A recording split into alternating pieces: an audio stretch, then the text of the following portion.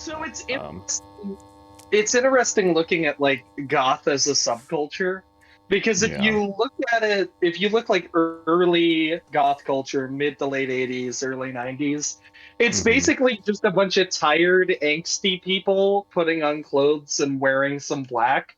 And then at some point, the emos get control of it. And like the emo and scene community cuts in and it's just all to shit. Mm. Yeah, it It's changed. It Yeah. definitely changed. It was more of like a punk kind of thing at first, and yeah. then it just sort of turned into like weird gay poetry.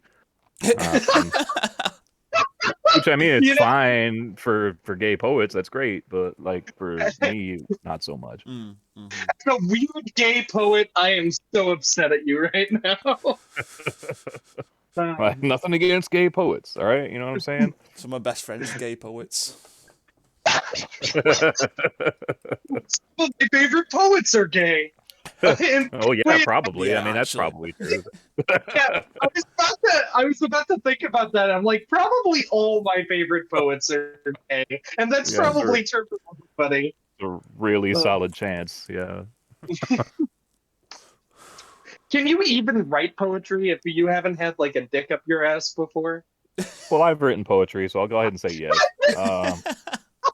I despise poetry with every fibre of my being. I really don't like it. Like, I'm one of those people who's like, if you got something to say, just fucking say it. Don't be gay about it. No offense, Ned. Bisexual guy. Okay, I know, but still, like, but I do have 3 published poems, so Yo, sick. nothing like More than I have major. anything, so Yeah. They're just in fucking You know- those stupid poetry collection books that you fucking get at school and shit like that. like, while you were actually in like high school then. Yeah. Yeah, okay. So that's usually there's a lot of times like teachers or journalism teachers or whatever will do that kind of shit and like publish their classes stuff. And embarrass you by reading it out in your class. Yeah. Do you know what the funniest thing is though? Like I did 3 got published. One was fine. The other 2 I blatantly stole Wu-Tang lyrics and got them published. Yo, Terrible. let's fucking go. And your teacher probably thought that you were like special for it too. Like Yeah. like oh wow, like you've really got something here, Man, man. this- Like you should. This middle class English kid really grew up in the streets of Brooklyn. Yeah. Like you really have an understanding of what it's like to grow up as a young, angry black man in America. Get my notes and then get the Snow Job card up. And the dick out of your mouth. It's up my ass. Thank you very fucking much. Anyway, Ned is bisexual. It's a cock up the ass and a pussy in the mouth. thank you. I didn't know that meant you did both at the same time. Well, you know it's hard to do.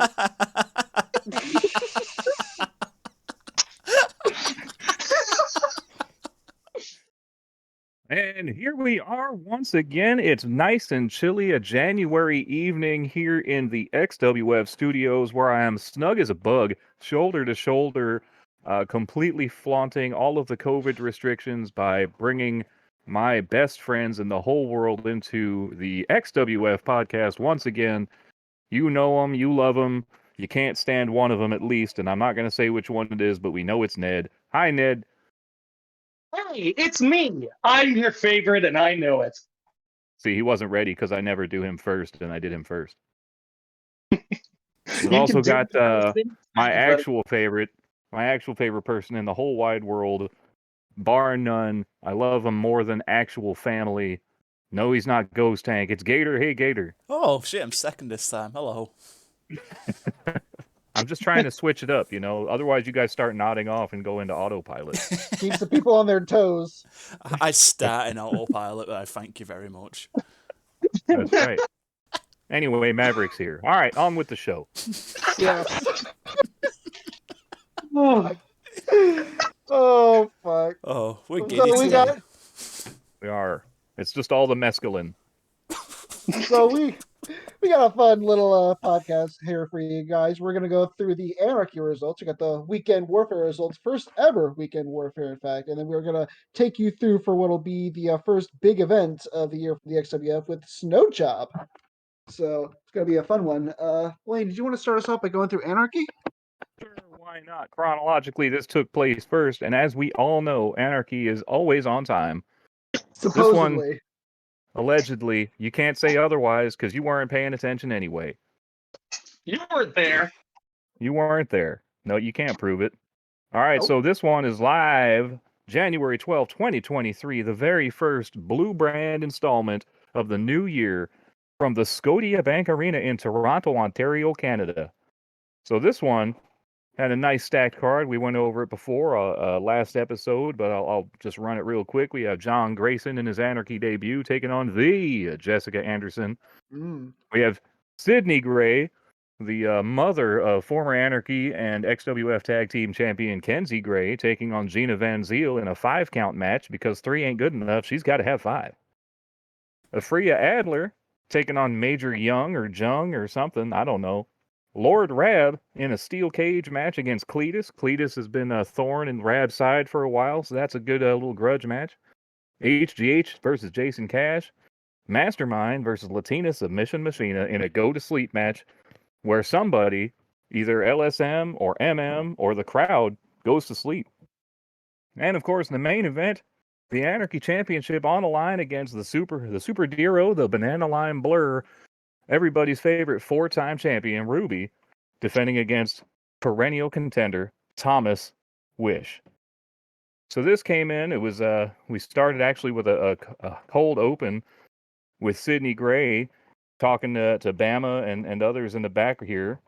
So that was a good way, a different way to start the show. We usually start it with a hot, what I hear is the most incredible display of pyrotechnics and fireworks in the entire Northern Hemisphere. That's what I've been told. Allegedly. Allegedly. Again, you weren't there. So this time we started off with a segment. So that's a little different. But then, once we got through that, boom! There's the fireworks. Oh, there we go. Yeah. As some poet described right here, the spectacular explosive colors, the legendary fireworks display, dances across the firmament and turns the black nothingness into a neon fever dream. How Women weep, children learn to dream, men start to believe in possibilities. The Anarchy Razzle Dazzle Spectacular brings new hope to another town. How evocative. I love this. Yeah. You could feel that, right? That was palpable.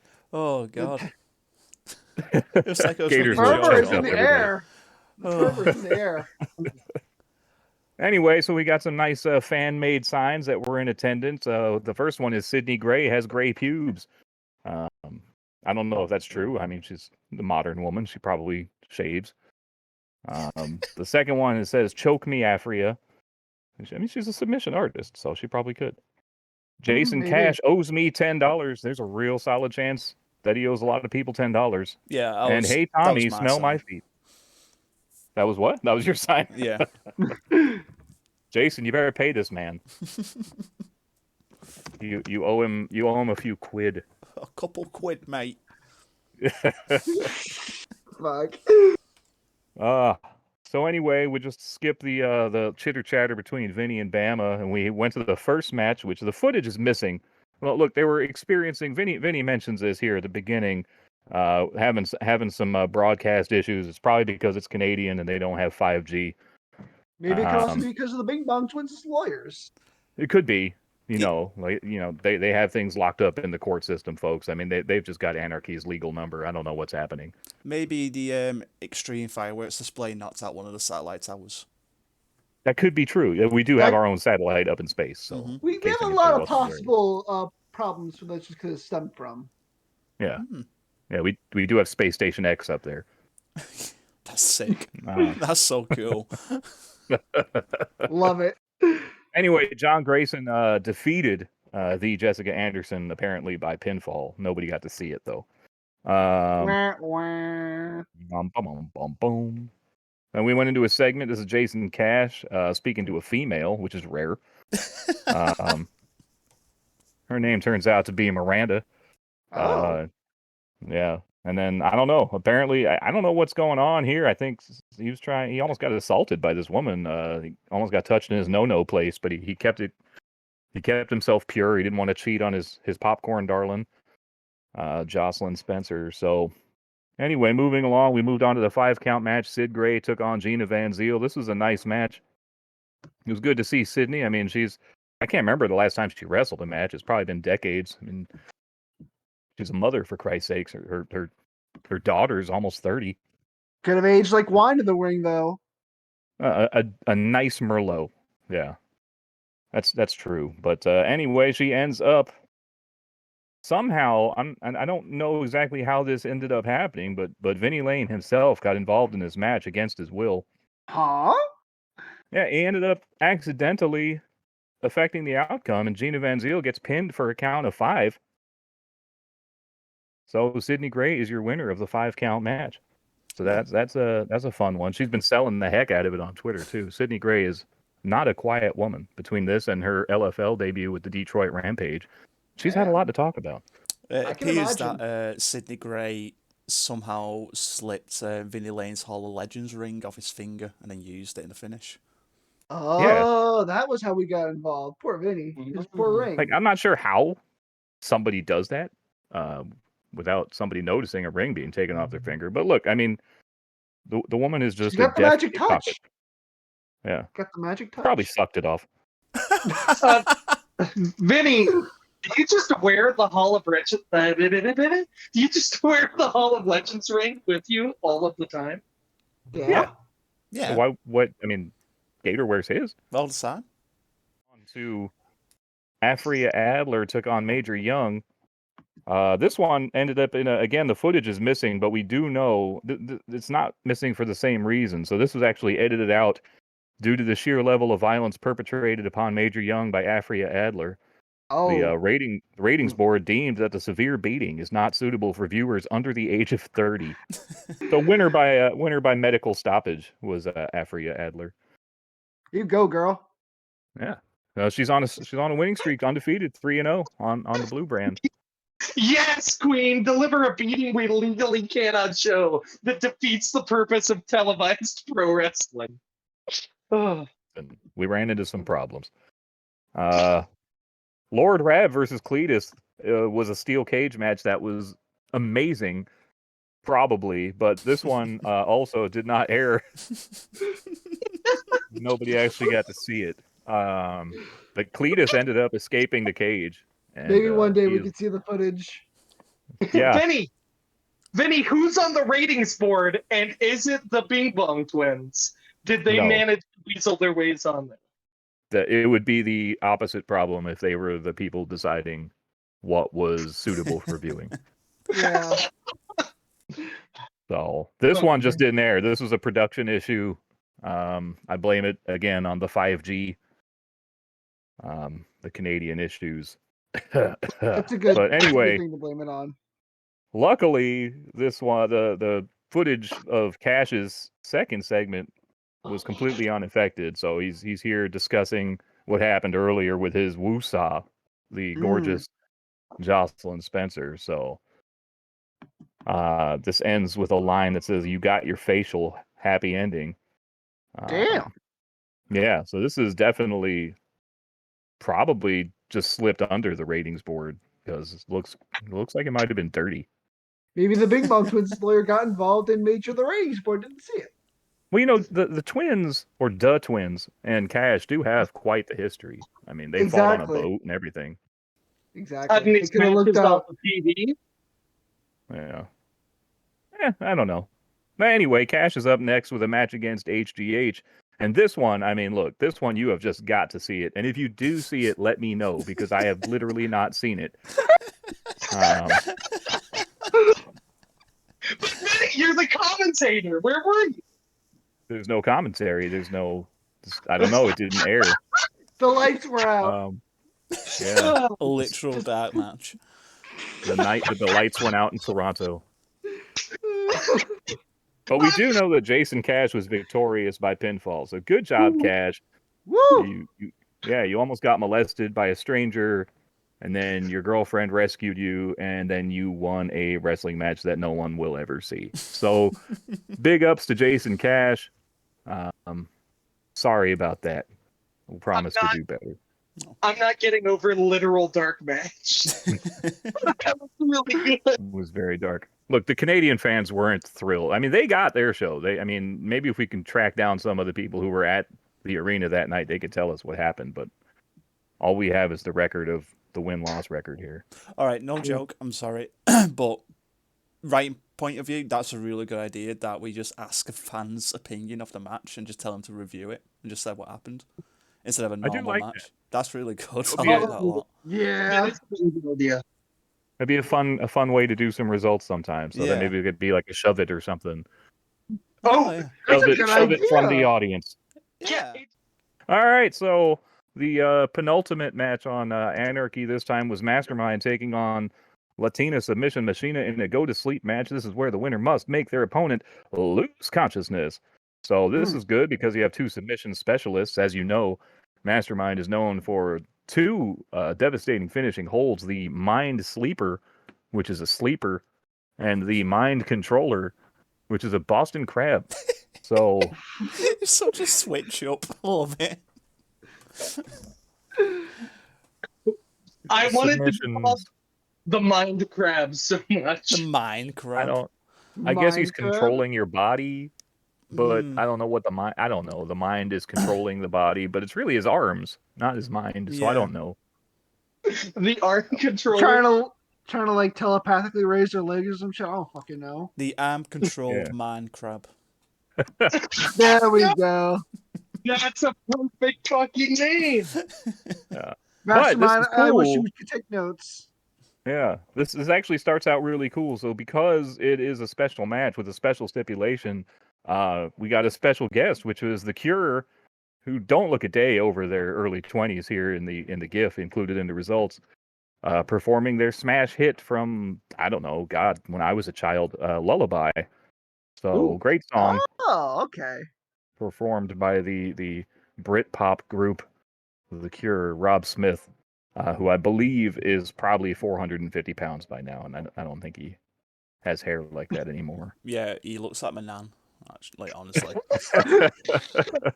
Anyway, so this one we get down Mastermind and picks up LSM here at the end, and he's trying to lock in his own sleeper, but LSM gets him in the Dragon Sleeper, which is one of it's not one of her finishers, because although Latina Submission Machina is a submission machina, her finishing move is a weird roll up. But this move is a Dragon Sleeper, and so she grapevines the legs, she locks it in. Mastermind is knocked unconscious due to the sheer pain and discomfort associated with the Dragon Sleeper. Anyway, the main event of Anarchy, Ruby taking on Tommy Wish. So this one was fun. I put this one together. It never really, right at the beginning, Ruby ended up getting knocked out of the ring here.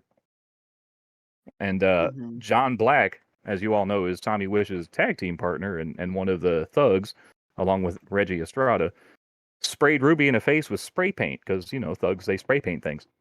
That brought Centurion out. Centurion got in John Black's face, and Ruby convinced everybody that she could continue, so she got back in the ring and ended up eating the hide your face because she can't see. Oh But no! miraculously, yeah, she kicks out. She kicks out of the hide your face. It's amazing. She even hits Tommy with a ruby cutter. Whoa! Yeah. But she, she knows what's at stake. She knows the title's on the line. She's half blind. She wants to make sure. She climbs the ropes. She goes for the ruby in the rough, and Tommy Wish gets out of the way. She hits the ground and pulls on her tights during the pinfall, actually exposing a buttock and causing a screen pixelation. And What a right at the count of dastardly two, villain. Ruby clearly kicks out at 2, but the referee counts to 3. And nobody knows what's going on, but Tommy Wish is the Anarchy champion. Oh my What god. the hell? That's right. Who was the referee? Richard Yeah. Yang? They didn't. Ruby. Was it Marty? It was one of the new ones. Yeah, that's the problem. This is what Bama speculates here. That the new officials that we hired must be blind. But Tommy Wish is the Anarchy champion. because, as he says, he could have done a damn limbo under Ruby's shoulder.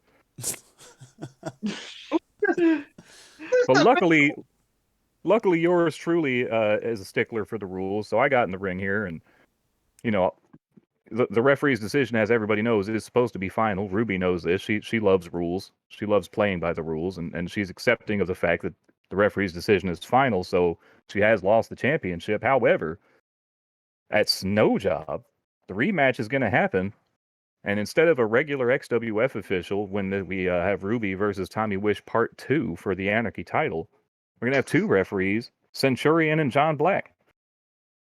And if either one of them interferes with the match outcome in any way other than counting to 3, then their person is going to immediately lose. So that's what's going to happen at Snow Job. We go off the air here with a brand new Anarchy champion, Tommy Wish. Long time coming, honestly. The dude's been around since the Stone Age, and everybody loves him. Tommy Wish, your Anarchy champion. Yeah. Oh, yeah, we love to see it. Props to Tommy Wish for the big win. Yeah. Even though it's very, very tainted. Yeah. He still deserves it. A win is a win is a win.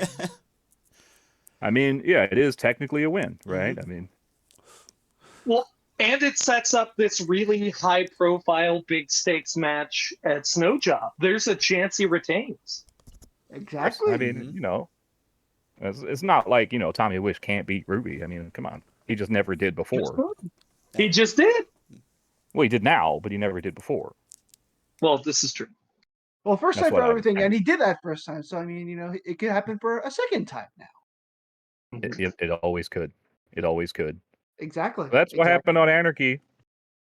And that's it for Anarchy for the month of January, because, you know, we're not doing one next to Snow Job, so we're just waiting for the big show to come and go. Speaking of a big show, how about we kick it on over to the first ever Weekend Warfare coming to you live from the Prudential Center in Newark, New Jersey.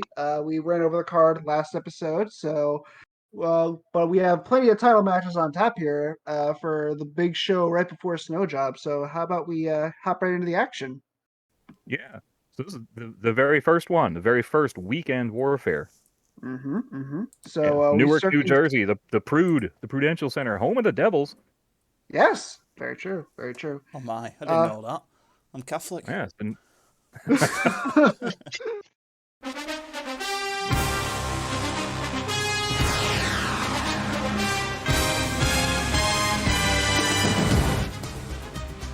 It is now time for the XWF Sports Hour. Sponsored by In-N-Out Burger. You ever catch any ice hockey in the UK there, Gator? No, sadly. I catch field hockey. Field hockey, it's so different. But it's terrible, so don't watch it. It sounds terrible. It's awful. Are you familiar with ice hockey? Do you know ice hockey? I know of ice hockey, yeah. I know people have fights, and it looks pretty cool. All right, so let's describe it this way. Like, obviously, as a Brit, you know soccer. If I remember correctly, you're a Liverpool fan? I am, yes. Okay. So, imagine soccer, but everything's frozen. It's a smaller, much smaller area. Everybody has a weapon, and you're allowed to hit each other. Okay. So regular football in England. Like, way cooler, right? Yeah, much better, actually. I might watch it from now on. Oh, yeah, we could... Ladies know converted Gator. Yeah, what team should I support? Well, the Devils, right here in Newark, New Jersey. I can get a ticket right down the road. Oh, you know what? That's her. I mean, if you want to piss off the people who go to the Prudential Center, you can always choose the Rangers. Oh, okay. I do like pissing people off. Exactly. There you go. The New York Rangers. Oh, yeah. Oh, yeah, the New York Rangers. His favorite hockey team. Yeah, something I found out. Do you remember we were talking about Hartlepool when he hung that monkey? Yes. There is a small division local team in Hartlepool called the Hartlepool Monkey Hangers. Oh my god, I love this. I am now their biggest fan. I'm now their second biggest fan. Let's start a fan club together, Lane. Oh god. I hope do they get like a chant going where it's like monkey hangers? No. I hope so. None of the matches are televised, so I don't know. Okay, we're gonna have to Not- make an XWF road trip to go see the Harlequin monkey hangers and just get that chant going. Oh, I mean, I can guarantee you at some point Warfare is coming to you from Hartlepool. Yes. That'd be great, actually. Oh, If they even have Yeah. an arena. They do not. We'll build one. We'll Right. build one. subscribe today to the XWF Patreon so we can find a group trip, a live episode of the XWF podcast where we go to see a fucking football game. What part of the country is Hartlepool in? Is it what's it? Southeast, I think. Hartlepool. So it's like by London? Kind of. I think. Is it by London or is it by The general area. Yeah. I mean, look, England's a small country. Everything is kind of near London. But... Yeah. Oh wait, no. Actually, they are kind of close to me. Oh. The northeast, not southeast. All right. There we go. Now we know. I could catch In a train. Manchester, England. I could catch a train and go see a Hartlepool Monkey Hangers game tomorrow. You better do that. Oh, Please do. Just record yourself getting the chant going on. Just me. We need you to vlog your journey to Hartlepool to see the monkey hangers. Future gamer, if you have footage of this journey, put some of it here and then release it as like a standalone video. I will do. Oh. If you get the chance, I will do. But I'm very busy though. Editing this podcast, No, I'm working. Okay. And talking man. to Just forget all this XWF shit. Let's just talk about the monkey hangers. yeah, absolutely. Let's get on sport. Did you hear Tampa Bay got fucking wrecked? Yeah. No, I was, and that sucks. You know, I mean, it was hard for me to deal with because, look, I don't like Tom Brady, and I don't even like Tampa. Like, I mean, I spent my entire time in Tampa rooting against Tampa, but That means the Cowboys really- win. yeah, I Yeah. really hate the Cowboys. You know, I just So- really hate them. So that's because guess what sports team Mr. Ned K enjoys, not in character, only out of character. Ned, and you'll don't find ruin out it for yourself. I'm a Dad, you happy don't have to person. do this. You still have time Oh, to I'm take not- this back. I'm saying nothing more. The saga already gives me shit over it. I don't care. You know who Jones is loves the Cowboys is Chris Chaos. Chris Chaos loves the Cowboys. Of course. I It already is. know it. I don't like that fact. Do you know that Radical Gabe Reno loves the Oh. Cowboys. Ew. Do you know? Wait. So I have very limited knowledge on American football, apart from like one Madden game and NFL Street, which fucking rocked. I hope they bring it back. Oh, that was a great NFL game. Street, my Those beloved. games fucked. They were awesome. They really did. But so Dallas Cowboys used to be my favorite team, based solely on the knowledge on Madden '98, where they were the highest rated team. And then I joined- 98, yeah. And then I joined XWF, and Theo had a go at me for about 20 minutes about why I like the Cowboys. So now I support the Eagles. He converted you to being an Eagles lover. Yeah, go Birds. No. No. No. I hope you don't expect this conversation to make life easier for you. Oh, no. Not at I all. just want you to know it brings me great joy as a season ticket holding Giants fan. To remind you that if you want to see the Cowboys win the Super Bowl, you have to go rent it on fucking tape. Oh, boy. Anyway, How about those warfare results? how about guys? that warfare card and results then? Warfares. So we have a.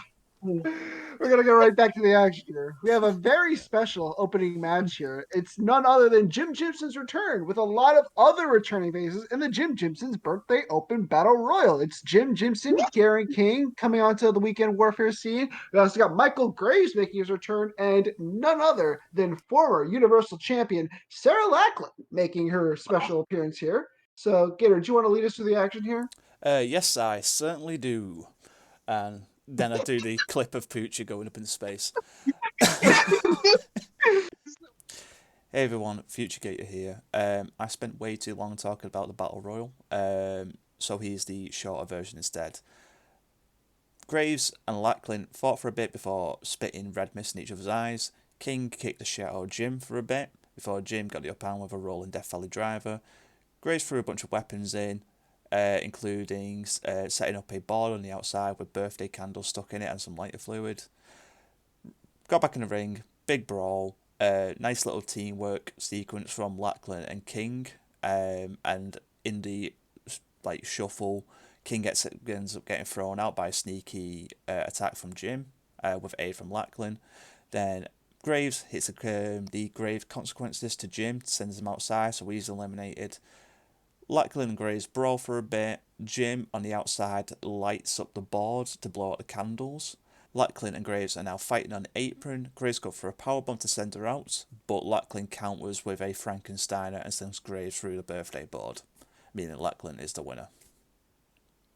If you're up to this part, leave Ned is stink in the comments. Love you. Now, does this mean... Does Sarah Lacklan... Did she just win his birthday? Like, Yes. is Jim Jimpson's birthday now her birthday? No, so Jim doesn't have a birthday anymore, so Lacklan has 2 birthdays. That's what I'm saying. So she took his birthday. Yeah. It's her birthday now. Yeah. Wow. Jim Jimson just got robbed. Literally. Jimson in the mud. I mean, that's awful. I mean, and look, I have always loved Jim Jimpson. Mm-hmm.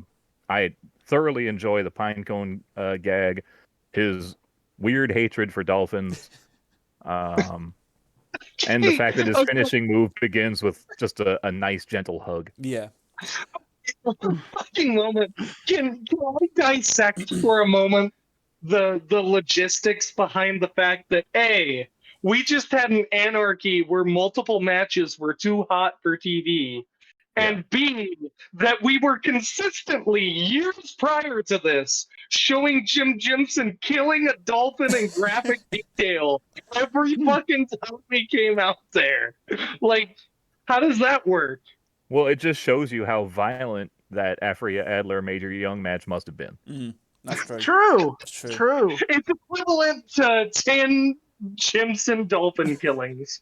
What is the picture at the where it says the lights go out? What is that under it? Oh, it's like a laser show, isn't it? Yeah. No, but no, I see the laser show, but there's like above that. Oh, it's just a dark arena. Oh, it's just a picture of darkness. Yeah. Yeah. It's just a dark Great. arena. That was a great idea. a picture of a room with no light. It's a dark match. It builds the atmosphere up. And kudos to whoever made the graphic for this, the welcome to the first ever weekend warfare. That thing is top fucking notch. Yeah. Great job, SVW. Smoking Bob is smoking. Yes, he is. Somebody stop him, please. We can't get him to stop. I like that was stated with the appropriate amount of plaintive sadness. Somebody please stop it. Can't keep getting away with it. Anyway, congrats, Sarah Lacklan. You stole somebody's birthday, you horrible bitch. God fucking damn it. I need to message you now, actually, saying that because I didn't put it in the show. So, Sarah, if you're listening, sorry about this weird message that I'm going to send you out of the blue about you having 2 birthdays now. I didn't even know that's what was on the line, and she won it anyway. It's just mean. Hashtag it's birthdays, bitch. But no, this match was a fucking blast to write as well. And again, like, check out all the IPs for it because they were all a lot of fun and really fucking good. And if you got a spare minute as well, check out Jim Jimpson's moveset page because that is fucking wild. Like, no, Jimpson is insane. Like, the guy is just bizarre. Did you guys so know... lovably insane? Do you guys know that one of his moves, he grows 2 extra legs and super kicks someone? What the fuck? What? Did you know? Real. While we're recommending things, can we just recommend for you to read every single Jim Jimpson promo that has ever existed? Please do. They're all about Literally. Did you know that Jimpson has a side character on Madness? No. whose name is Okay. Homer the humanoid sapien, Oh, is that Who is that Jim? I didn't know that. and it's Daniel Radcliffe's body filled with electric eels. What? He's such a Oh, weird guy. I love him so much. That sounds like a perfect candidate for the new Lord of Violence holder. Okay, we need him to win the belt off the Big Bong Twins. okay. Jim Jimson is what happens if you gave a Neil Cicerega album sentience. Like the fucking shit. Oh, Who? Ned, stop making references only me and you know. What is that like? Is that like free jazz or something? Kind No, of. no. He's a fucking weirdo who makes music. It's pretty great. Yeah, he's Yeah, good. they all are. Well, What happened yeah, next on Warfare? Lacklan starts off quickly, looking to use a lot of that momentum that she had in the opening battle royal. She tries to get him on the back foot with a steady offensive effort, but Mark slows the pace. He directs Lacklan to the turnbuckles, knocking the wind out of her with repeated gut kicks. With Sarah stuck, seated in the corner, he goes for his coal scrubber face wash kick, but he whiffs as she moves out of the way. As he bounces off the turnbuckles, Lacklan sees the opportunity and hits him with a hard kick to the bicep, heard Ooh. all the way through the arena. Damn. With newfound control, yeah, like those Sarah Lacklan kicks, they will sterilize you if they hit you in the wrong place. Mm-hmm. It's the legs. It's legs. the leg muscles. It's like you ever been to Disney World and you get one of those giant fucking turkey legs? Yeah. Oh yeah, Yeah, That's a that's what Sarah Sarah Lacklan Lacklan's leg. walking around on. Being from Yeah, England, I- we just have those everywhere here. It's great. Oh, that's just what you eat. Mm-hmm. I just it's figured like it an was kebabs. all-year-round Renaissance fair. Oh, I want a kebab. Oh, I want a kebab so bad. Oh man, we got Oh. Gator hungry. Hungry Gator. It's kebabs and 1 pound fishes. And monkey hanging. Lacklan goes to finish him off, but Mad Dog changes the tides and delivers a belly-to-back suplex. Ooh. He still has waist control over her after the maneuver and follows up with a German suplex. I can't fucking speak, landing Sarah on the crown of her head. Lacklan starts to get up, but Wright is energized. He roars and lands a mafia kick straight to her head, reopening her cut from earlier. He goes for the cover, yet only gets a 2 count for his efforts. Mark runs the ropes, feeling the hot crowd rooting him on as he tries to seal the upset with a Mountaineer lariat. But the Mad Dog's arm is caught and reversed into an arm breaker by the more experienced Lacklan. She looks to put him away with the Abyss, but Mark twists out and headbutts her right between the eyes.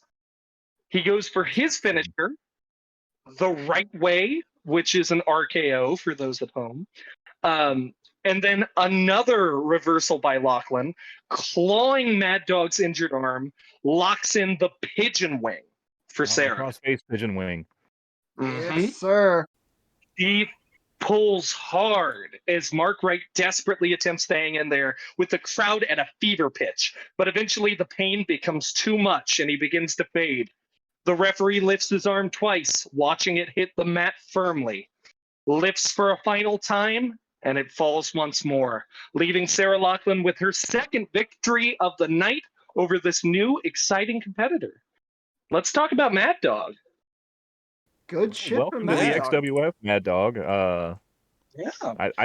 I really like Mad Dog's promo. Yeah, it was really It was good. a fun one. He had a good start. He had an amazing start. Yeah. No, great promo. The guy seems like he's got an awesome future. I like the guy. Mm-hmm. Yeah, I really like him. Anyway, we move on from that banger of a match to a segment backstage. We have Finn Kuhn backstage getting ready for his supposed match against Atara Themis going on later tonight. But as it turns out, as he's getting ready in his locker room, turns out something is not what it seems. He sees one of the overhead lights is turning orange for some reason, and he gets back as the light explodes from overhead, and raining from the light turns out to be none other than Halloween candy. So if you might be a bit lost, way back last month during the last Saturday Night Savage, the Solstice episode, Finn was apparently taken by surprise by a pumpkin placed right next to him after his match with the Man the Monster. So I guess that is supposedly following up on that. And Finn seems to know who it is from. I mean, it's not hard to really figure that out, as he says, "Why do I have to bother with her?" As the segment fades out. It's the Pumpkin King from the episode of Charlie Brown, right? Clearly. Mm. Or a Pumpkinhead from the horror movie Pumpkinhead. Pumpkinhead. That is a great film for all the wrong reasons. I like that you call it I- film like it's cinema. It is cinema. How dare you? Fucking art. Legit though, like the monster design of Pumpkinhead in that piece of art is incredible. I just had an idea, and feel free to shoot it down. But what if Noah Jackson and Finn teamed up, and they were called the Sickest Coons? Oh, I love Mav. this. Oh, that's so good. We gotta. We have to now. Oh man. Oh, Next Warfare. Thank you. Deal, right? This is what I do. This is what I do. This is why I run a wrestling promotion. the sickest coons and cock in the morning. Oh. My original Okay. idea was to get Noah and Dick together to be the cock and cunt connection and start calling Dick Dick Powers Dick the Cock Powers. That's awful. That's the A worst. rooster, fucking- right? Like he has like Yeah. a big rooster on his chest. Yeah. Yeah. Yeah. And the rooster's got a massive dick. Just a huge veiny penis. It looks like Brock Lesnar's tattoo. That's a big Oh. fuck. I'm throwing Oh up. god. Oh god. What am I This is a doing? classy podcast, folks. I hope you tuned in knowing this is basically Masterpiece Theater. What happened next? Okay. So we have our next match here between John Grayson and John Black, Battle of the Johns. I Gator, would close you my like to eyes do and the seize honors? it? Is that really the lyric? That is the lyrics. Yeah. Wait a second. Did we just? Did Clench we? my fists and beat it. That good songs are just a fucking wild ride. Wait! Did we literally just transition from talking about cock into a battle of the Johns? You can't fucking script this fucking synchronicity. Dear me. Oh, How is it possible that those are the first words I read? Oh. oh. Take this dick and beat it. Oh. Oh my god, poor Grayson. Poor Grayson. Gator, do you want to take the reins of what happened here? Of John Grayson versus John Black? Yeah. Fucking John Black whooped his ass in like a second. It was great. Dominating performance indeed. Oh, Like a 5-second match, which is more than we saw of John Grayson's Anarchy match. this is true. This is very true. His entrance was 30 minutes long, and we listened to the entire song about clenching it and beating it. Oh. Congratulations, John Black. Oh, well done, mate. Holy fucking Clenched shit. it. Next match. Yes, it is the Fatal 4-Way between Marf, Mastermind, Raion, Kido, and Jerry Vayden. Oh, fuck. Okay. Metalingus by Ultra Bridge hits the speakers.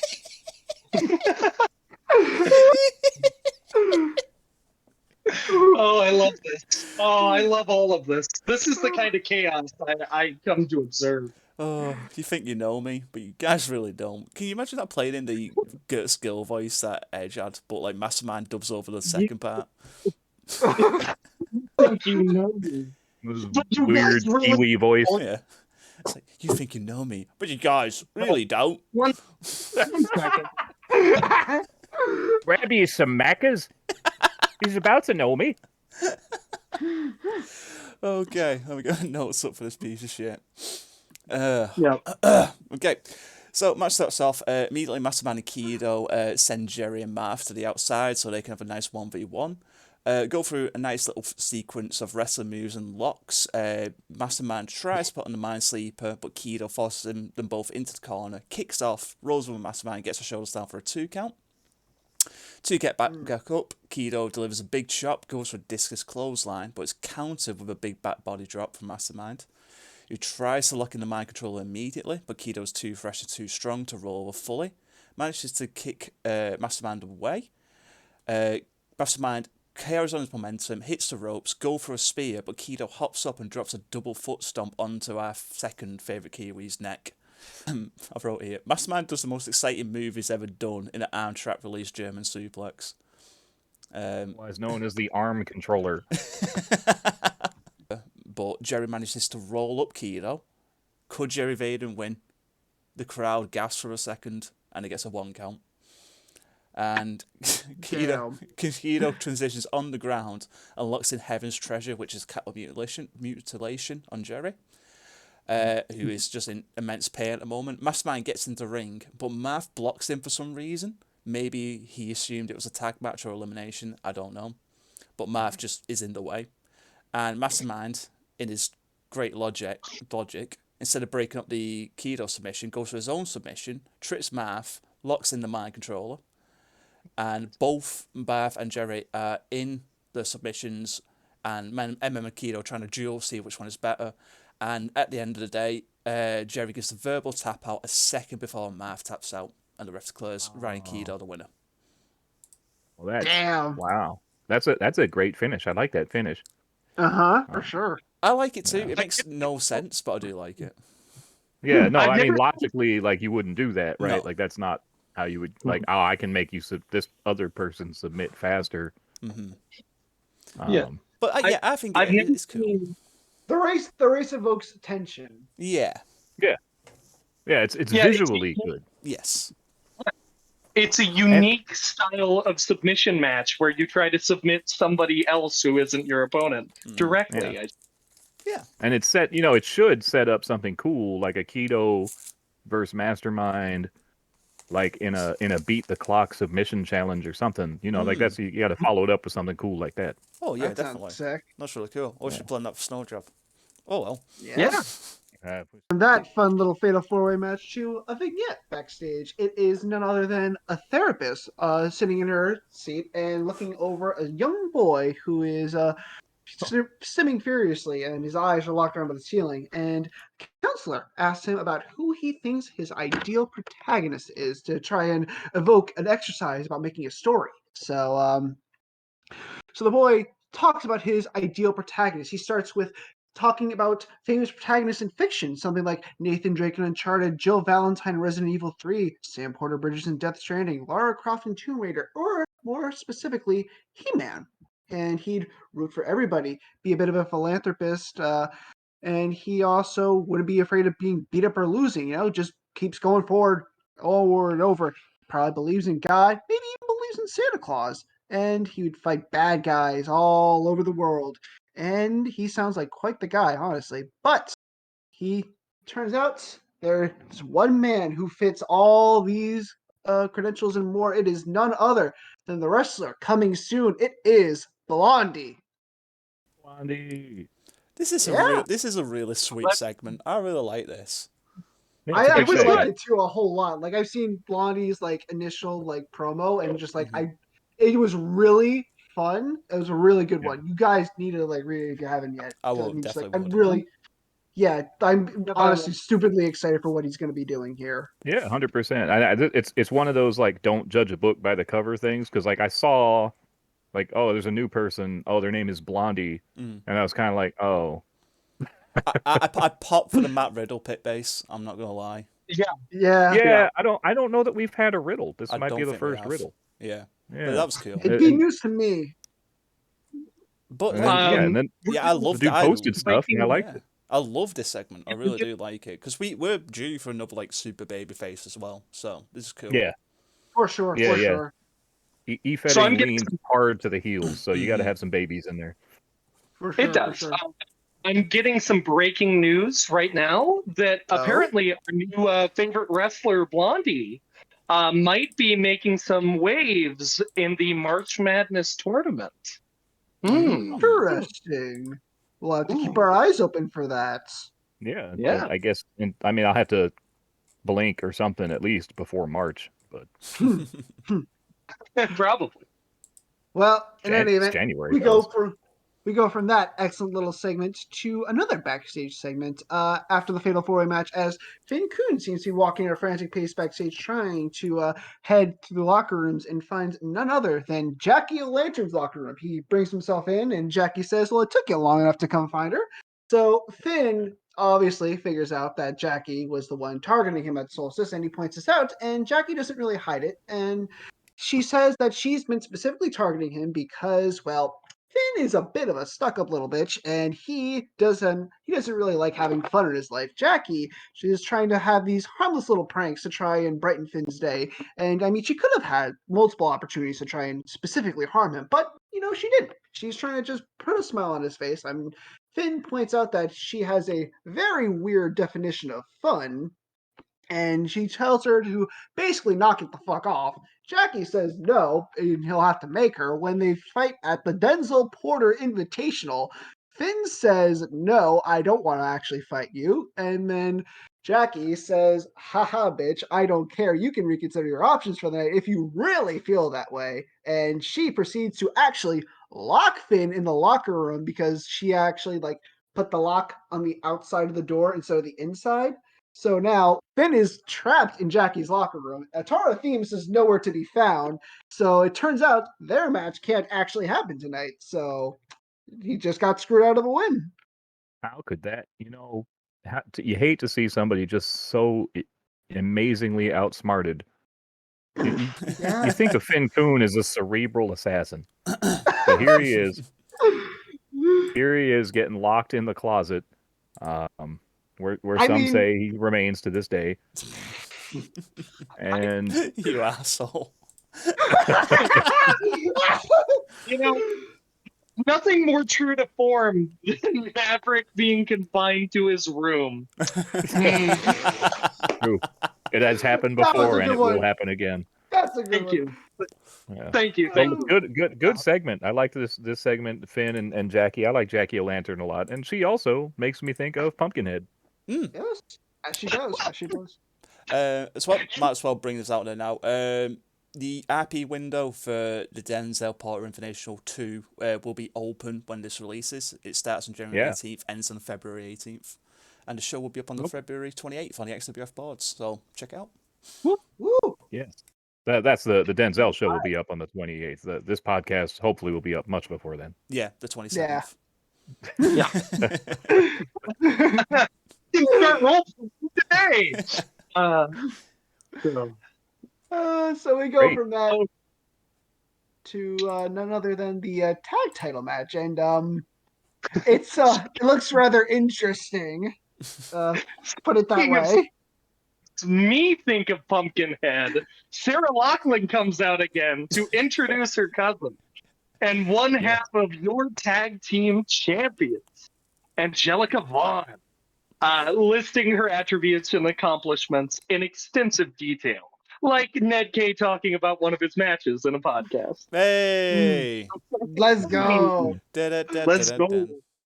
Angie comes out, pumping her arms up with the crowd in an odds chant, followed by her fellow champion and partner, and also not Gator belching during me trying to speak and almost making me crack. I didn't John belch. Madison. I sighed.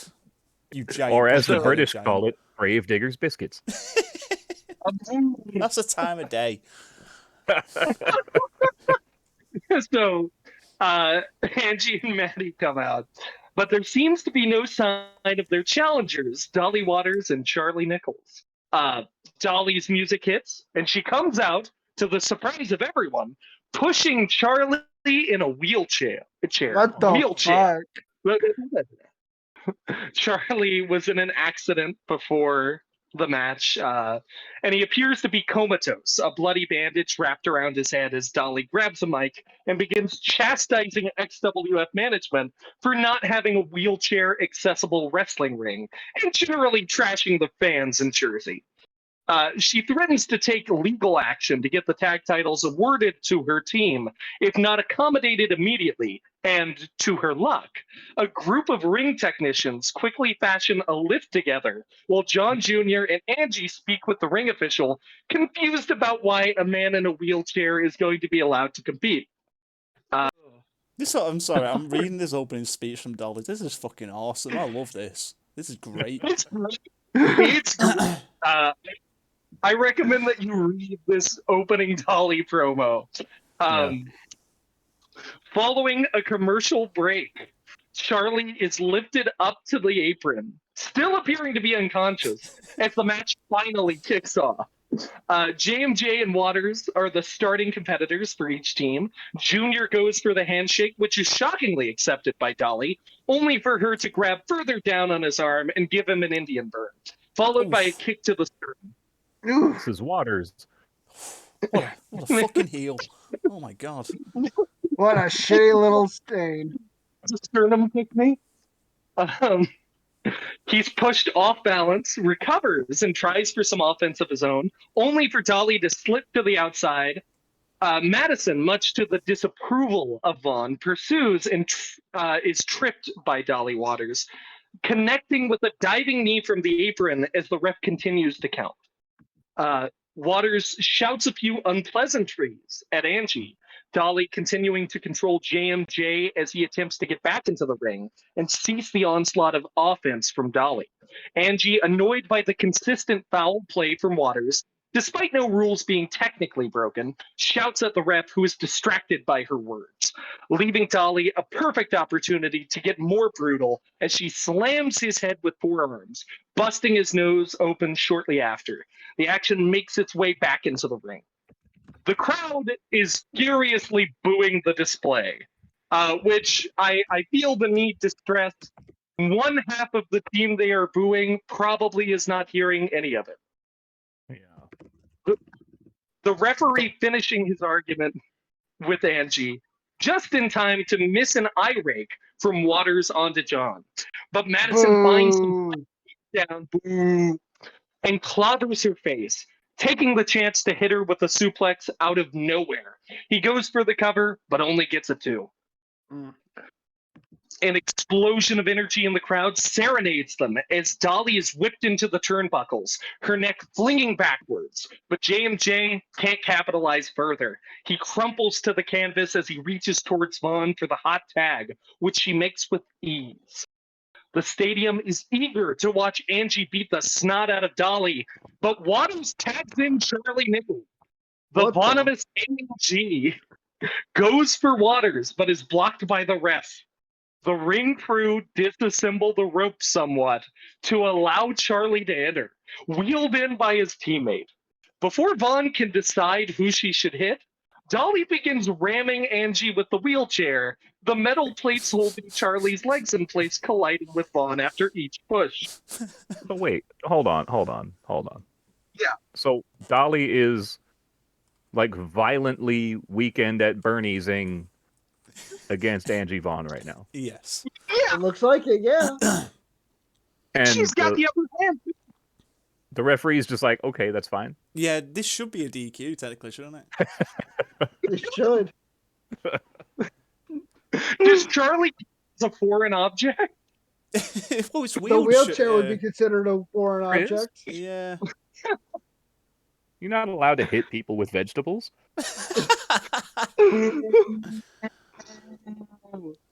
So, God.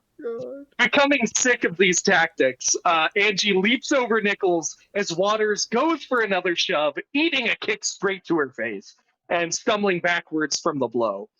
Angie continues with a barrage of Muay Thai kicks, finishing with the Venomous, which I'm not entirely certain what the Venomous is as a move, but I'm sure Vinny knows. It's a kick. Venomous. It's a kick? Venomous kick. Yeah. The Venomous kick. Okay. Yeah. Waters falls out of the ring, leaving Angie and Charlie. JMG is calling out for a tag from his partner. She tags him in as Madison steps in and delivers a few hard chops to Charlie's chest. The strikes roll Nickles back towards his corner.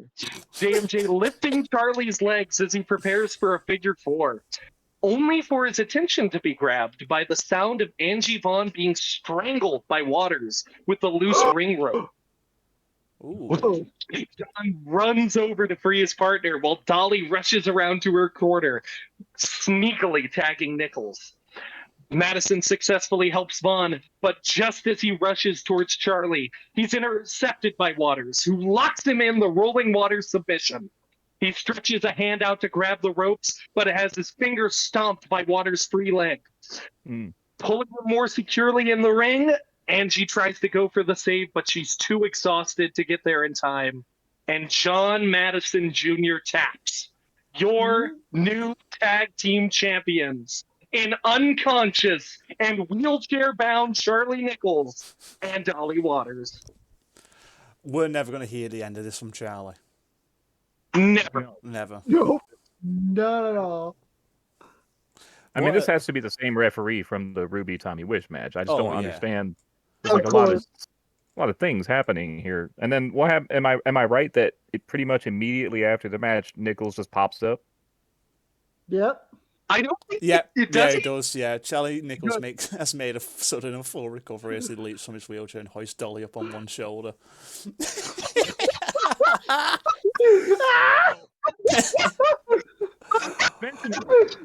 Wisdom. The placement of that is so bizarre to me. Oh my god! Wisdom suggests that Charlie would do that to help win the match, but he waited till after. Yeah. I love this. This is such a great match. Like, from the fucking opening promo to the absolute bullshit antics to making the entire crowd wait 20 minutes to set up a ramp and stuff. Like, chef kiss. Like, I love shitty heel tomfoolery. This has it all. It's great. This match has no business on Weekend Warfare. This match should have been on pay-per-view. Yes. The writer of this match actually asked me about it, asked my opinion on the matter, and was like, I think I went a little overboard. And I was like, you totally did. But at the same time, I struggled to be like, and you should have changed this, because it was also just really great. It's so good. It really fucking is. Like, shout out to Dolly who wrote this match and 100% 96 sure. Yeah. Fucking so good, man. Honestly, I feel like Dolly winning what is basically a handicap match. Oh, you can't call it that. There you go. You got it. Thank you so much for laying that up, Lane. Well done. Holy fuck. Then we have a Jenny Myst segment. Alright, so let's get that. Nate K versus Ringmaster. Unfortunately, we're going to have to go through this one because it has some big implications. See? Oh, this is long. Mm-hmm. It is a long one. It's a long one. All right, so we go through into the Queen's Court with Jenny Myst coming back out. And I mean, people thought it might have been a dead segment when she went crazy, but no, it's back. It's back. And we are going to sit through this as Jenny introduces none other than the XWF Universal Champion, Mark Flynn. So, and as you know, Mark Flynn. I was saying boo, Flynn.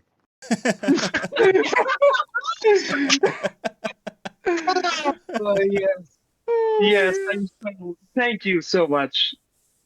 So, as you may or may not remember, Jenny and Mark Flynn are kind of a little bit buddy together. It comes from when they were teaming up together against Charlie Nickles and Marf Swaysons when Flynn helped Jenny get the Extreme Championship back, which, I mean, they needed an assist from Michael Graves, but that's neither here nor there. No. So what matters right now is that, they're buddy with each other. Mark Flynn takes his opportunity to ham up the beauty of the optimal path as Jenny thanks Mark Flynn for believing in her when nobody else was. And, so, as you may or may not know, there's not really an opponent coming out here for Snow Job yet for Mark Flynn. I mean, Mark Flynn has really beaten through almost everybody in his path. I mean, he's beaten through Raion, Kido. He's beaten through the likes of Marf. He's beaten through Atara. I mean, he's going to be having a match tonight against Latina Submission Machina, but now matchmaker Myst is announcing a new Snow Job main event. The one person who actually has a victory over Mark Flynn as of late, it is none other than Peter Vaughn himself.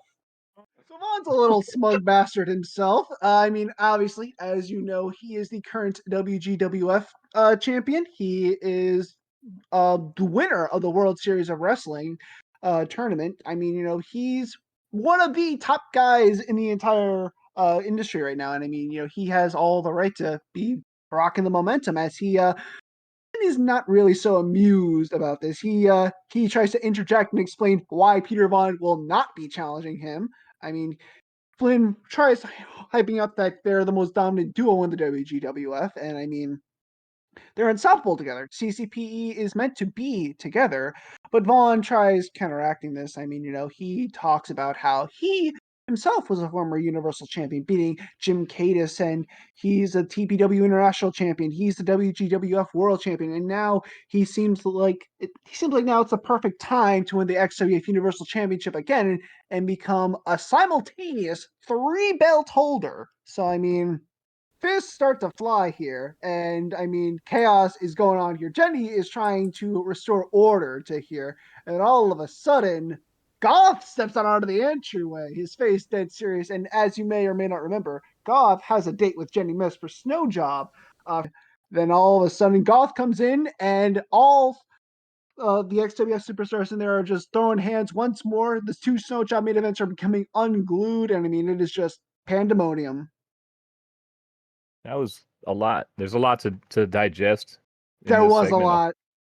But it does do a pretty good job of like illustrating the two big Snow Job matches. So that's good. Yeah, does a really good job doing that. Yeah. Yeah, I agree. It was a fun one. Fucking And Peter then we Vaughn. follow it up. Peter Vaughn is the busiest man in E-Fed. Like, what the fuck? It really is. Like, I have no idea how anyone can do all the shit he does.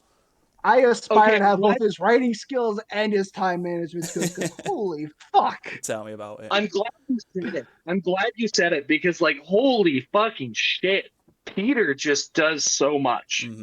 Like, Absolutely holy workhorse. Immediately following that just display of XWF wrestlers rolling.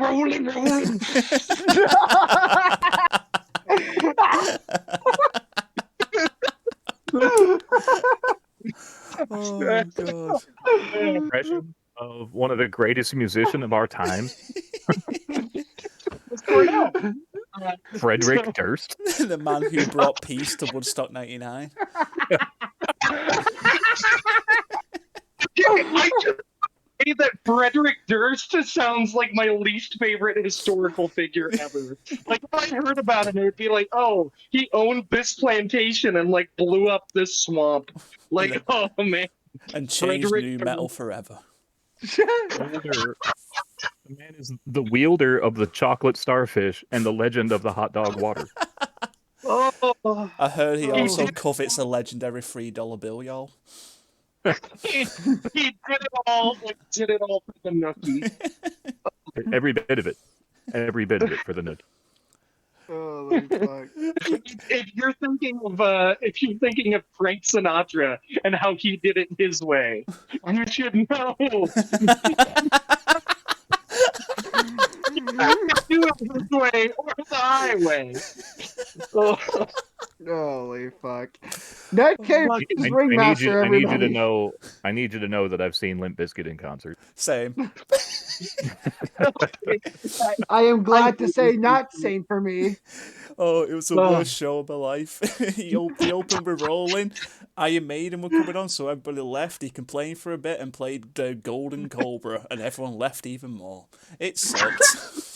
Didn't they roll him twice or some shit? No, that was Lit. Lit played the only hit song twice because they don't have any more.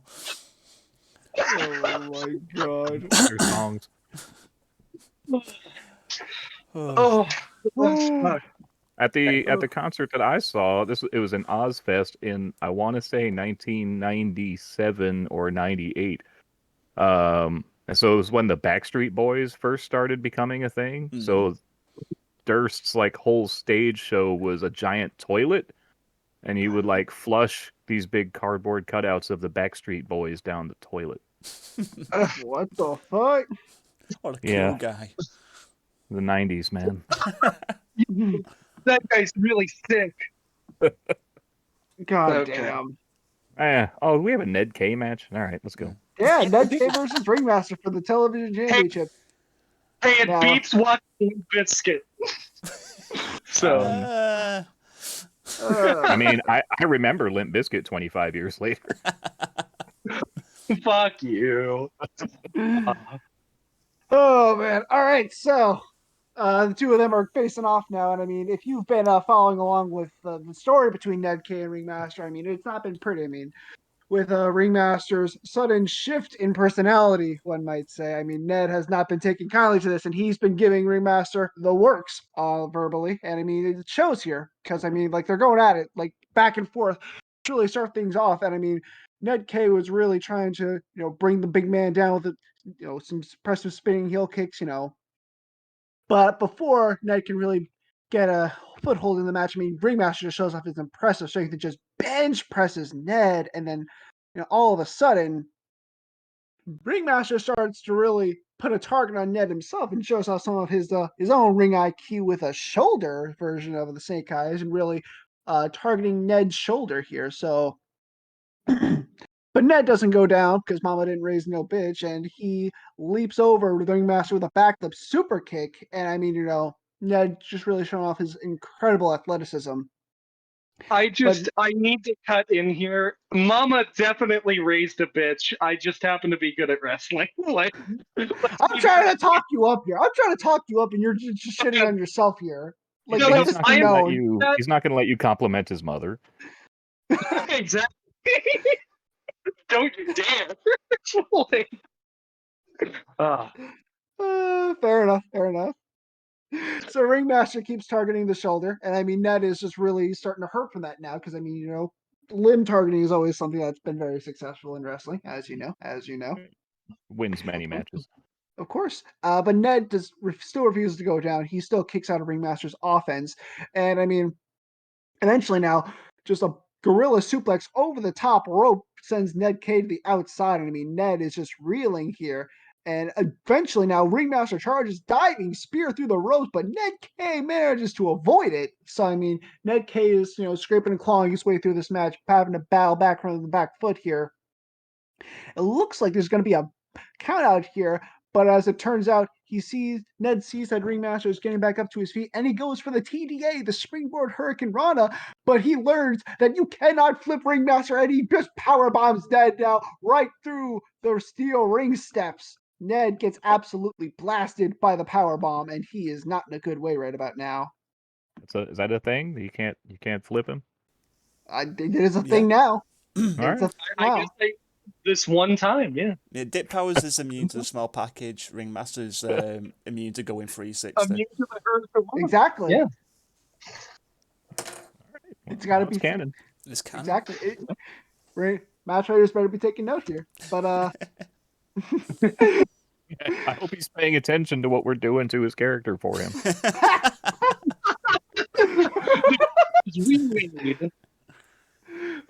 Ringmaster lifts it up and just throws it back into the ring. He tries going for the ringer, but it gets countered as Ned hits the notorious knee. But no, Ringmaster kicks out at the last second. Ned goes for the ego crusher, but Ringmaster catches Ned again, trying to go for the slam of fury. But no, Ned leaps away and hits a second notorious knee, and that finally is what gets the 3 count. And your winner and still the XWF television champion, Ned K. What a fucking match, and that was a really fun one. I mean, Ned absolutely brought it, showed why he was television champion, and I mean, Ringmaster put out some pretty solid stuff too. I mean, hats off to him. Yeah, Definitely absolutely. Ned Gay's on a roll. He just defeated the literal master of the ring. Exactly. Exactly. Like, who else even is there? Well, Well, there is Chris Page. Well, Chris Page. Oh, And yeah, I guess we owe him a shot, right? yeah, and speaking of Chris Page, I mean, he apparently said he was quitting the XWF, but no, as it turns out, the spotlight goes dark, and Chris Page himself is at the top of the entrance ramp, just staring daggers at Ned K. And Chris Page has showed up. He's gonna chat us all up, brother. He's gonna bring out Fuzzy. He doesn't say anything. He says nothing. He just blows me a kiss. you can feel the gay tension from here. Oh no! I don't. That's a ship that's forbidden. That's the forbidden ship. If you write that fan fiction, I will personally find you and I will hurt you. I will stop you. Don't. I am 200 words in.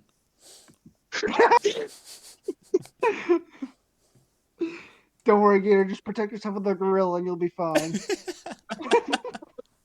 To be fair, Gator is writing a wizard ASMR for me to read. This So, is like, true, yeah. Oh, But let's not go into that. That's for private times. That's not for podcast Yeah, times. let's get through this damn show. yes, we have another segment backstage where Ned K is walking to his locker room after his hard-fought match.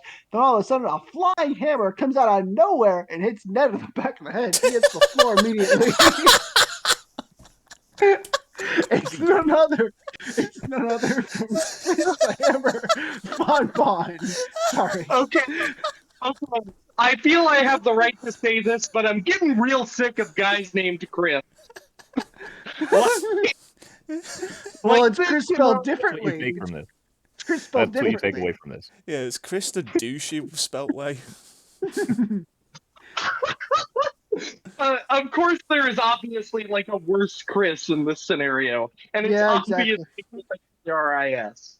So Chris the Hammer talks to Ned, the unconscious Ned, says for some reason that he doesn't want a title challenge, but he does want a non-title match with Ned sometime over the next month or two. He says I'll let him know when and to enjoy his little headache. So I mean, I don't know why he doesn't want a title challenge, but I mean, here we are. He threw a hammer at a man's head just to say that at some point he might want a match. And Ned didn't even hear it because he was unconscious. Mastermind is also in the shot and is just absolutely shocked that Chris just fucking did that. Chris Von Bon. This meeting could have been an email. Okay, I really do love how bizarre this fucking segment is. For the specific reason that it's like, okay, so Vaughn throws a hammer. You know, obviously the big Ned K Chris Page match rematch is being set up. Ned finally goes backstage. A fucking hammer smacks him in the back of the head. Vaughn is like, hey, I don't want to challenge you for the title, but I do want to try and kick your ass. And Mastermind is just standing there, fucking bewildered. Yeah, Mastermind no clips into the shot just to look weird about it. To be fair, it's a stablemate, so I understand why, but it's still fucking hilarious. Mastermind got his ass kicked a while ago. He should be owned by now. It's like wasn't there like a classic old school like WCW clip where like Psycho Sid or somebody just sort of accidentally walks into frame and is like oops and like backs out? Yeah, there's one fucking Animal as well where it just opens the door and peeks through and goes oh and then closes it. Clip. I can get that clip. About. Yeah, I can get the clip easy. Yeah. Find that clip. Like this is what Mastermind did. Just like oh my bad. I'll tell you right now, what time is it? Tell me what time it is! No, it's actually about 15 minutes away from the pay-per-view. No, I thought you were smarter than that. Sorry. Standard time!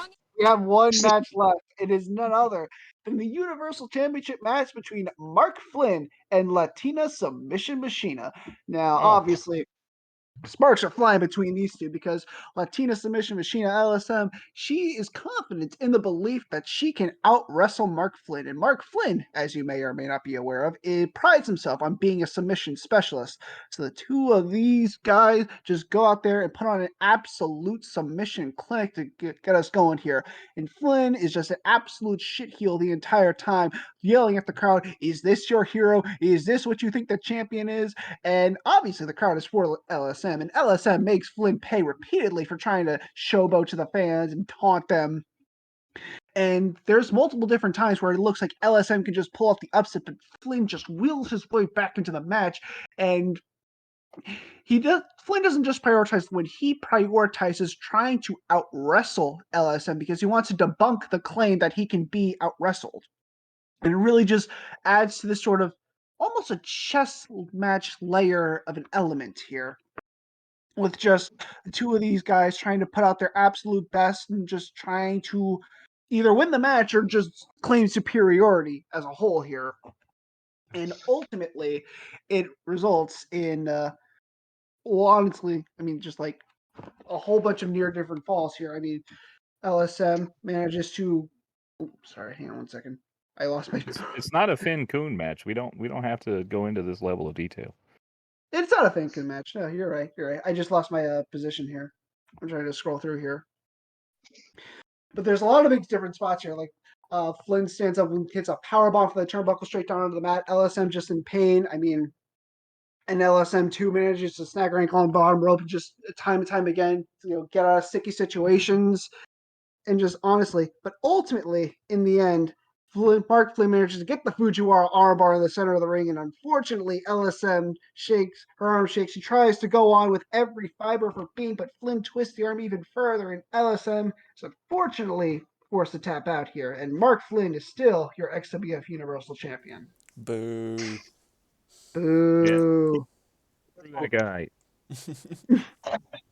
I lied earlier. I was never saying Boo Flynn.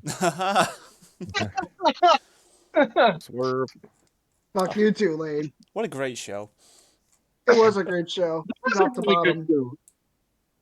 Warfare. That was a banging weekend Warfare. I mean, that's an awesome way for it to start. It's sure to be a fantastic legacy. I'm happy to see it.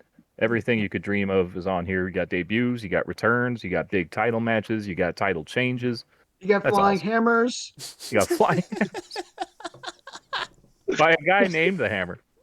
Exactly. Oh, God. Let's keep rolling to the Snow Job card. Yes, have a massive Snow Job card ready for you all, coming to you live from Lambeau Field inside Green Bay, Wisconsin, home of the Green Bay Packers. So from top to bottom here, I'll read off the matches on the card here. We got the Ringmaster versus Jim Jimson versus John Grayson versus Marf Swasons opening up the show in a 4 quarters match. We have John Madison Jr. versus Jackie O'Lantern in a singles match. That should be good. Yes, we have 2 new faces here, Dionysus and Blondie versus Geri, Vayden, and Money Oswald in a tag team match with the winners receiving a tag team title shot. We have the Anarchy Championship match, which was referenced on Last Anarchy with Tommy Bush versus Ruby and the special guest refs John Black and Centurion, and it is an Anarchy roster lumberjack match so that'll be a fun one to see. Okay, I didn't remember that, but all right. Yeah, well, it's on there. It's on there. Yeah, it's on there. We have a triple threat tag team match for the tag team championships. We have Charlie Nickles and Dolly Waters versus Michael Graves and Barney Green, the Extreme Alliance, versus Sarah Lacklan and Angie Vaughn, TLC Tornado Tag. It's going to be an absolute blast to see, and I am absolutely here for it. I think it's going to steal the show, personally. Do you think we'll get more? Will we get more Red Mist in that? I think so. I'm writing it, so 100% because I love Myst. Well, are you aware of the different kinds of wrestling Myst and what they do? The different kinds of what? Wrestling Myst. Wrestling Myst. Oh, yeah, the Magic Myst. Yeah, because Graves told me about it, so it's fine. It's red mist hurts the eyes, black mist kills you, yellow mist is pissed. It's fine. I don't think that's right. He's a little confused, but he's got the spirit. It's like colors of kryptonite. So afterwards, we got Raion Kido versus the new one of the new guys. the Mad Dog Mark Wright in a singles match. We have the XWF Television Championship match between Ned K and Chronicus Page. And Ned K obviously getting to name the stipulation in his first promo. We have not a singles match for the Extreme Championship, but it's actually a triple threat match now for the Extreme Championship. It is Jenny Myst versus Goth versus Isaiah King in a parking lot brawl.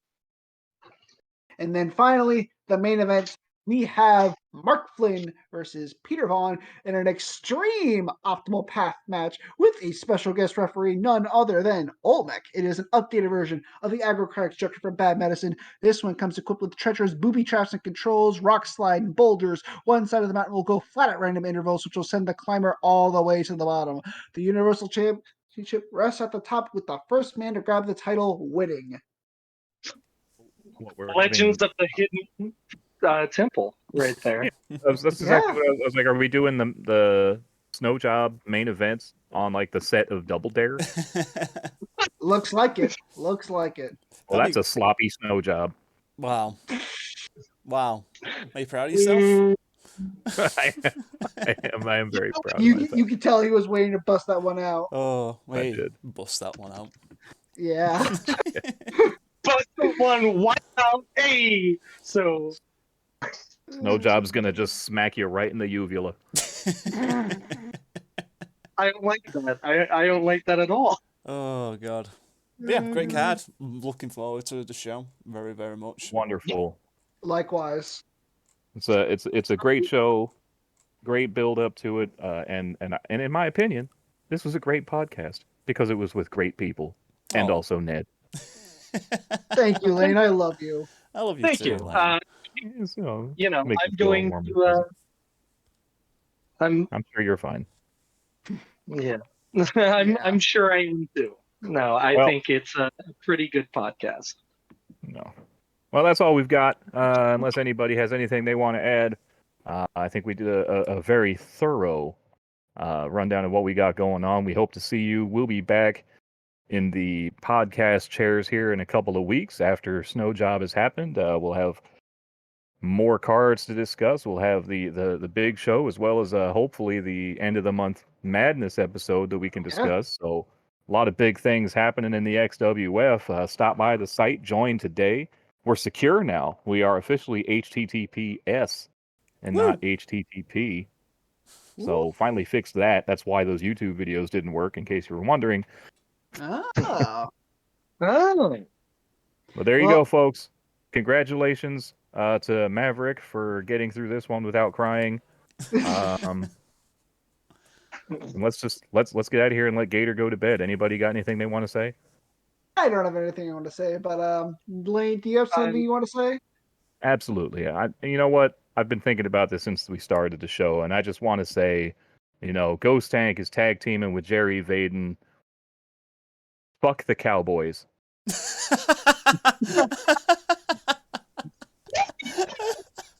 Good night. Great call. Great call. Bye. Bye.